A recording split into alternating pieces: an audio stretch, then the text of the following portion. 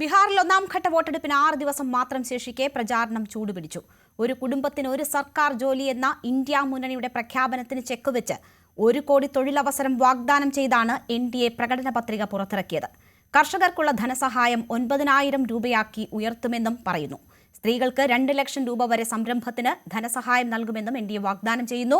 മോദിയുടെ ചിത്രത്തിന് പുറംചട്ടയിൽ പ്രാമുഖ്യം നൽകിക്കൊണ്ട് NDA പുറത്തിറക്കിയ പ്രകടന പത്രികയും മുഖ്യമന്ത്രി സ്ഥാനാർത്ഥി ആരെന്ന സസ്പെൻസ് നിലനിർത്തുന്നു. പ്രചാരണത്തിൽ നിറയുന്നത് മോദി തൊടുത്തുവിടുന്ന പരാമർശങ്ങളും തന്നെയാണ്. ബീഹാറിലെ പ്രധാനമന്ത്രിയുടെ വിഭജനപരമായ പരാമർശങ്ങൾക്കെതിരെ രൂക്ഷ വിമർശനവുമായി തമിഴ്നാട് മുഖ്യമന്ത്രി MK സ്റ്റാലിൻ രംഗത്ത് വന്നു. ബീഹാർ പ്രചരണത്തിനിടെ മോദി പ്രാദേശിക വിദ്വേഷം വളർത്തുന്നുവെന്നും പ്രധാനമന്ത്രിയുടെ ഓഫീസിന്റെ അന്തസ് മറക്കുന്നുവെന്നും സ്റ്റാലിൻ കുറ്റപ്പെടുത്തി. കോൺഗ്രസ് RJD സഖ്യം ഛഠ് പൂജയെ അപമാനിച്ചെന്ന മോദിയുടെ ആരോപണവും വലിയ ചർച്ചയാണ്. വോട്ടിനു വേണ്ടിയാണ് മോദി ഛഠ് പൂജ നടത്തുന്നതെന്ന് രാഹുൽ ഗാന്ധിയും വിമർശിച്ചിരുന്നു.